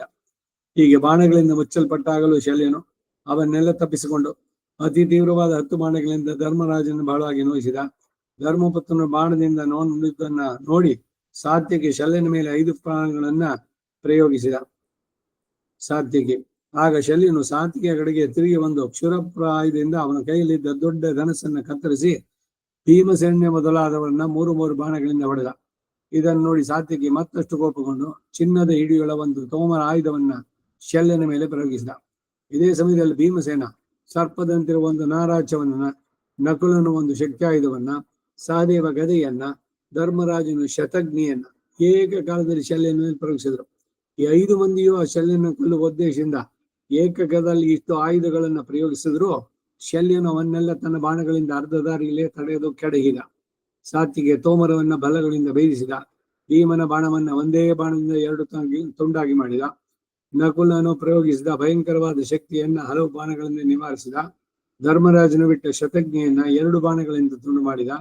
ಹೀಗೆ ಶಲ್ಯನು 5 ಮಂದಿಯ ಪ್ರಯತ್ನವನ್ನು ವಿಫಲ ಮಾಡಿ ಪಾಂಡವರೆಲ್ಲರೂ ನೋಡುತ್ತಿರುವ ಹಾಗೆ ಜಯೋತ್ಸಾಹದಿಂದ ಸಿಂಹನಾಣ ಮಾಡಿದ. ಆಗ ಸಾತ್ಯಕಿಯು ತನ್ನ ಶತ್ರುವಿಗೆ ಉಂಟಾದ ಇವನ್ನು ನೋಡಿ ಸಹಿಸಲಾರದೆ ಕೋಪದಿಂದ ಬೇರೊಂದನ್ನು ಸಂತಗೊಂಡು ಶಲ್ಯನನ್ನ 2 ಬಾಣಗಳಿಂದ, ಅವನ ಸಾರಥಿಯನ್ನ 3 ಬಾಣಗಳಿಂದಲೂ ನೋಯಿಸಿದ. ಆಗ ಶಲ್ಯ ಕೋಪದಿಂದ 10 ಬಾಣಗಳನ್ನು ಪ್ರಯೋಗಿಸಿ ಆನೆಗಳು ಅಂಕುಶದಿಂದ ತಿವಿಯಂತೆ ಬೇರೆ 10 ಬಾಣಗಳಿಂದ ತನಗೆ ಎದುರಾದವರೆಲ್ಲರನ್ನು ಬಹಳವಾಗಿ ನೋಯಿಸ್ತಾ ಇದ್ದ. ಆಗ ಪಾಂಡವರಲ್ಲಿ ಯಾರಿಗೂ ಶಲ್ಯನ ಎದುರಾಗಿ ನಿಲ್ಲಲು ಸಾಧ್ಯವಾಗಲಿಲ್ಲ. ಶಲ್ಯನ ಪರಾಕ್ರಮವನ್ನು ನೋಡಿ ದುರ್ಯೋಧನಿಗೆ ಬಹಳ ಸಂತೋಷ ಉಂಟಾಯಿತು. ಪಾಂಡವರು, ಪಾಂಚಾಲರು, ಸಿಂಧಿಯರು ಆ ಯುದ್ಧದಲ್ಲಿ ಹತರಾದರು ಎಂದೇ ಇನ್ನವರು ನಿಶ್ಚಯಿಸಿದ್ರು. ಆಗಿನ ಯುದ್ಧದಲ್ಲಿ ಶಲ್ಯನ ಪರಾಕ್ರಮವು ಮನುಷ್ಯರಲ್ಲಿ ಯಾರಿಗೂ ದುಸ್ಸಾವಾಯಿತು. ಇಷ್ಟರಲ್ಲಿಯೇ ಭೀಮನು ಕೋಪವನ್ನು ತಡೆಯಲಾರದೆ ಪ್ರಾಣದಾಸಿಯನ್ನು ಬಿಟ್ಟು ಶಲ್ಯನ ಮೇಲೆ ಬೀಳುವುದಕ್ಕೆ ಸಿದ್ಧನಾದ. ಹಾಗೆ ಸಾತ್ಯಕಿ, ನಕುಲ, ಸಹದೇವ ಶಲ್ಯನನ್ನು ಸುತ್ತಮುತ್ತಿ ಬಾಣಗಳಿಂದ ಹೊಡೆಯಲಾರಂಭಿಸಿದ್ರು. ಆಗಲೂ ಶಲ್ಯನು ಆ 4 ಮಂದಿಯಿಂದ ಒಳಗೂಡಿದ ಅವರೊಡನೆಯೂ ಸಮಾನವಾಗಿ ಯುದ್ಧ ಮಾಡ್ತಾ ಇದ್ದ. ಆಗ ಧರ್ಮರಾಜನು ಒಂದು ಕ್ಷುರಪ್ರಾಯುಧದಿಂದ ಶಲ್ಯನ ಚಕ್ರ ರಕ್ಷಕರನ್ನು ಕೊಂದ. ಶಲ್ಯನು ಕೋಪದಿಂದ ಪಾಂಡವ ಸೈನಿಕರೆಲ್ಲ ತನ್ನ ಬಾಣಗಳಿಂದ ಮುಚ್ಚಿಬಿಟ್ಟ. ಆಗ ಧರ್ಮರಾಜ ತನ್ನ ಸೈನ್ಯಕ್ಕೆ ಉಂಟಾದ ಅಪಾಯವನ್ನು ನೋಡಿ ಭಯಪಟ್ಟು ತನ್ನಲ್ಲಿ ತಾನು, ಆಹಾ, ಮಹಾತ್ಮನಾದ ಕೃಷ್ಣನು ಹೇಳಿದ ಮಾತು ಎಂದಿಗೂ ಸುಳ್ಳಾಗದು. ಶಲ್ಯನು ಕೋಪಗೊಂಡರೆ ನಮ್ಮ ಸೈನ್ಯವನ್ನು ಸಂಪೂರ್ಣವಾಗಿ ಎತ್ತಿರಿಸಿಬಿಡ್ತಾನೆ, ಇದು ನಿಶ್ಚಯ. ಈಗ ನಾನು, ನನ್ನ ಸಹೋದರರು, ಮಹಾರಥನಾದ ಸಾತ್ಯಕಿ, ಪಾಂಚಾಲರು, ಸುಂಜರು ಒಂದಾಗಿ ಸೇರಿ ಇವನನ್ನು ತಡೆಯಲಾರದೆ ಹೋದವಲ್ಲ. ಮಹಾಬಲಾಢ್ಯನಾದ ಈ ನಮ್ಮ ಮಾವ ಈಗಲೇ ನಮ್ಮನ್ನೆಲ್ಲ ತೀರಿಸಿಬಿಡುವಂತೆ ತೋರುತ್ತೆ. ಕೃಷ್ಣನ ಮಹಾಸತ್ಯ, ಅಯ್ಯೋ ಇದು ಹೇಗಾಗೋದೋ ಏನು ತಿಳಿಯಲಿಲ್ಲಲ್ಲ ಅಂತ ಯೋಚಿಸ್ತಾ ಇದ್ರು. ಒಡನೆಯ ಪಾಂಡವರು ತಮ್ಮ ತಮ್ಮ ರಥ, ಗಜ, ತುರಗಗಳನ್ನ ಶಲ್ಯನನ್ನು ಸುತ್ತಲೂ ಆವರಿಸಿಕೊಂಡು ಶಸ್ತ್ರವಶ್ಯವನ್ನು ಕಳೆಯಲಾರಂಭಿಸಿದರು. ಆದರೆ ಇನ್ನು ಶಲ್ಯನು ಬಿರುಗಾಳಿ ಮೇಘಗಳನ್ನು ಚದುರಿಸುವಂತೆ ಆ ಬಾಣವರ್ಷಗಳನ್ನೆಲ್ಲ ಚದುರಿಸಿದ. ಶಲ್ಯನ ಪ್ರಯೋಗಿಸಿದ ಬಾಣಗಳು ಆಕಾಶದಲ್ಲಿ ಶಲಭಗಳ ಗುಂಪಿನಂತೆ ಹಾರಾಡ್ತಾ ಇದ್ವು. ಸುವರ್ಣಾಲಂಕೃತಗಳಾದಂತಹ ಶಲ್ಯನ ಬಾಣಗಳಿಂದ ಆಕಾಶವೆಲ್ಲವೂ ಎಡಬಿಡದೆ ಮರೆತುಕೊಂಡು ಹೋಯಿತು. ಆ ಬಾಣಗಳಿಂದ ಉಂಟಾದ ಕತ್ತಲೆಯಲ್ಲಿ ನಮಗಾಗಲಿ ಪಾಂಡವರಲ್ಲಿ ಯಾವುದು ಕಾಣಿಸಂತಾಯಿತು.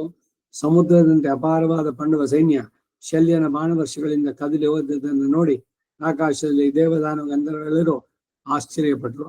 ಶಲ್ಯನ ಬಾಣಗಳಿಂದ ಪಾಂಡವರ ಕಡೆಯ ಮಹಾರಥರು ಅವರ ಸೈನ್ಯಗಳು ಮರೆಸಲ್ಪಟ್ಟವು. ಶಲ್ಯನು ಉತ್ಸಾಹದಿಂದ ಸಿಂಹನಾದ ಮಾಡ್ತಾ ಇದ್ದ. ಆಗ ಶಲ್ಯನ ಎದುರಿಸೋದಕ್ಕೆ ಪಾಂಡವರಲ್ಲಿ ಯಾರೂ ಶಕ್ತರಾಗಲಿಲ್ಲ. ಆದರೂ ಧರ್ಮರಾಜ ಭೀಮಾದಿಗಳೆಲ್ಲರೂ ತಮ್ಮಿಂದಾದವರೆಗೆ ಅವನನ್ನು ಎದುರಿಸಿ ಬಾಣದಿಂದ ಹೊಡಿತಾ ಇದ್ರು. ಇಲ್ಲಿಗೆ 12ನೇ ಅಧ್ಯಾಯ. ಅಷ್ಟಮೈಷಿ ಸಮೇತ ಶ್ರೀಕೃಷ್ಣಾಯ ಪರಬ್ರಹ್ಮಣೇ ನಮಃ. 13ನೇ ಅಧ್ಯಾಯ. ಇದನ್ನ ನಾಳೆ ದಿವಸ ನೋಡೋಣ. ವಸುದೇವ ಸುತಂ ದೇವಂ ಕಂಸಚಾಣೂರಮರ್ದನಂ ದೇವಕೀ ಪರಮಾನಂದಂ ಕೃಷ್ಣಂ ವಂದೇ ಜಗದ್ಗುರು. ಕವಿತಾರ್ಕಿಕ ಸಿಂಹಾಯ ಕಲ್ಯಾಣ ಗುಣಶಾಲಿನೇ ಶ್ರೀಮತೆ ವೆಂಕಟೇಶಾಯ ವೇದಾಂತ ಗುರವೇ ನಮಃ. ವಾದಿದ್ವಿಪ ಶಿರೋಭಂಗ ಪಂಚಾನ್ನ ಪರಾಕ್ರಮಃ ಶ್ರೀಮಾನ್ ವೆಂಕಟನಾಥಾರ್ಯಶ್ಚಿರಂ ವಿಜಯತಾಂ ಭುವಿ. ಶ್ರೀಮತೆ ನಿಗಮಾಂತ ಮಹಾದೇಶಿಕಾಯ ನಮಃ. ಸರ್ವಂ ಶ್ರೀ ವಾಸುದೇವಾರ್ಪಣಮಸ್ತು.